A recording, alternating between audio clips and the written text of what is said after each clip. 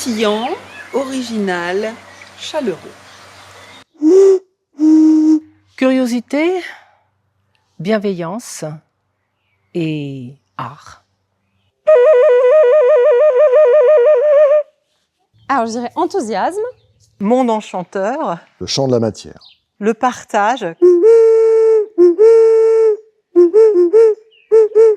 Ouais, bah poésie, quoi, en fait. Voilà, donc, les 3 mots. Donc des petits moments, en fait, des parenthèses très joyeuses. Voilà, vraiment très sympathiques.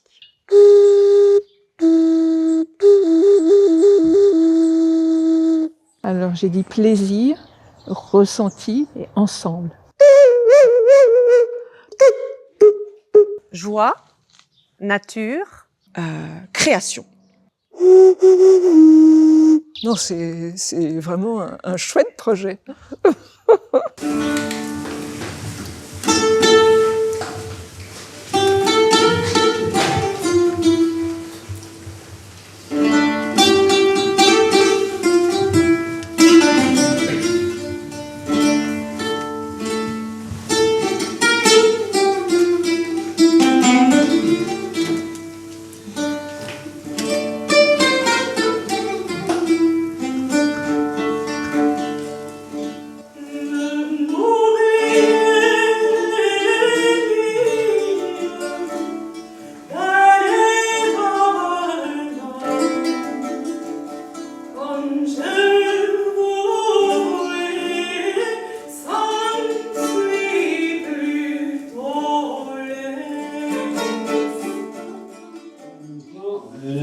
L'année tu peux te marier avec. Hein. On avait passé un Du noir, un engobe noir. Il y a une chose très importante, faites attention à ne pas boucher les trous. Ouais.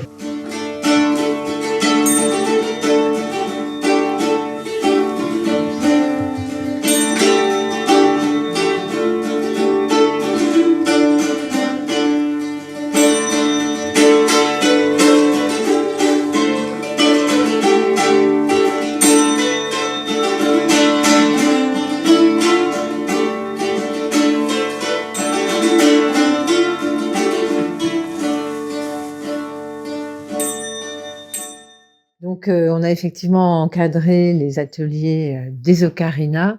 L'espace du jardin s'y prêtait en tant qu'inspiration, avec les grands totems animaliers s'y prêtait très bien. Ce lieu est pour nous une petite bulle poétique où se déroule le récit d'un émerveillement toujours renouvelé. Le visiteur est invité à s'arrêter pour rêver. Et c'est vrai que ces formes hybrides qui questionnent les limites entre l'homme et l'animal sont très présentes aussi dans le monde médiéval. Ça fait longtemps qu'on voulait réaliser quelque chose avec Laurence et son ensemble des Cellis. Nous nous sentons beaucoup d'affinité avec son travail exigeant.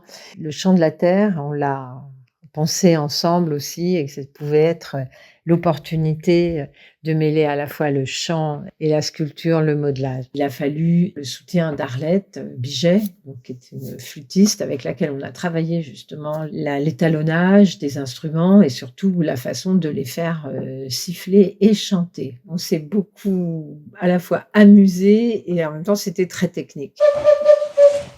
Oui, c'est ça. Silence. Silence. Donc, le plus aigu et le plus grave. Pali. Alors, il paraît que dans ce jardin, il y a des oiseaux extraordinaires. Fais voir ta poule ou alors il faut... J'essaye, moi je préfère m'obstiner à faire plus fort. Non, finalement. Toulou. Toulou, toulou. J'ai trouvé le projet formidable dès le début. Pouvoir également aider, on va dire, tout le monde à trouver un plaisir sonore, musical, avec quelque chose qu'on avait construit de nos mains. Comme eux, j'ai été ravie de pouvoir le faire et ravie aussi de pouvoir les aider, bien sûr, à sortir quelque chose de mélodieux de ces objets qui étaient très beaux. On m'a dit que dans ce merveilleux jardin nichait une dizaine d'oiseaux fantastiques au chant extrêmement doux.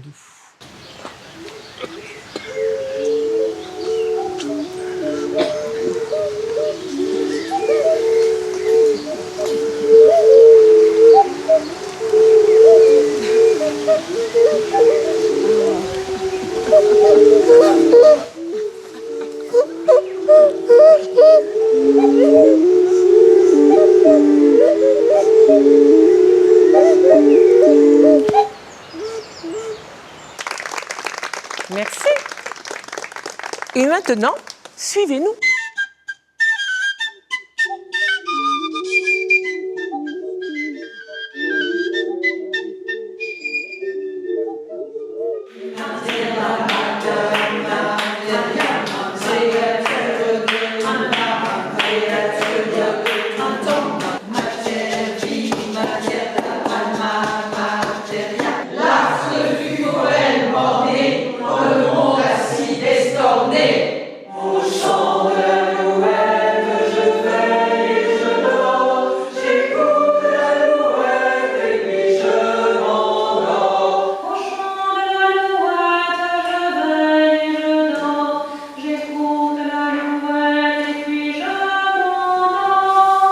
J'ai ressenti de leur part une grande disponibilité. Quand on rentre dans le travail du son, dans le travail du chant, c'est beaucoup plus simple parce que c'est comme si la glace était déjà brisée. Enfin, moi, je trouve ça hyper inspirant de pouvoir utiliser cette idée-là de la matière brute, un parallèle très fort, même une réponse quoi, entre ce que vous avez pu travailler avec eux, de la création d'objets et d'animaux, qu'ils ont même inventé parfois des chimères assez folles, et puis la création d'une musique où eux-mêmes étaient disponibles pour se dire on y va. Je suis venu avec mon métier parce que on était censé faire des oiseaux fantastiques. Moi j'ai fait une vache qui chante comme un oiseau. Qu'est-ce que c'est le lien entre l'inspiration, le souffle, l'idée, et puis comment on donne forme à une idée à travers une matière brute. Ça, c'est quelque chose sur lequel je me suis beaucoup appuyée pour écrire Almanima Mater.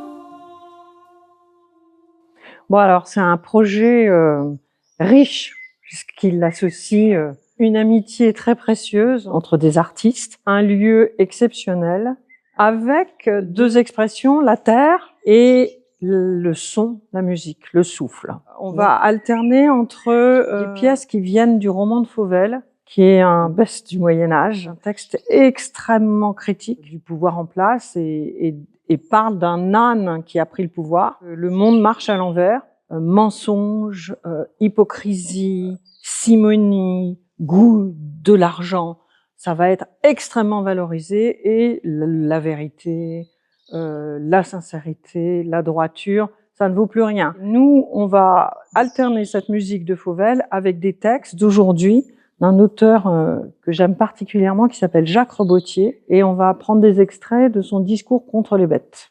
Les bêtes sont bêtes, alors qu'un humain est humain. Il sait faire preuve d'humanité, il fait cette humanité, il peut être humaniste, un cochon d'Inde, jamais. Ça veut quand même bien dire quelque chose, les mots, non ?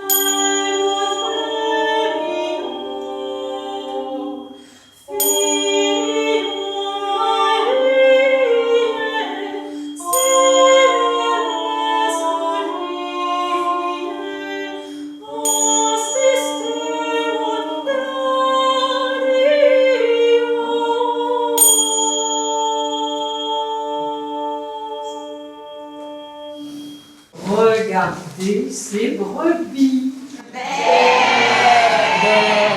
Elles sont pas heureuses ici.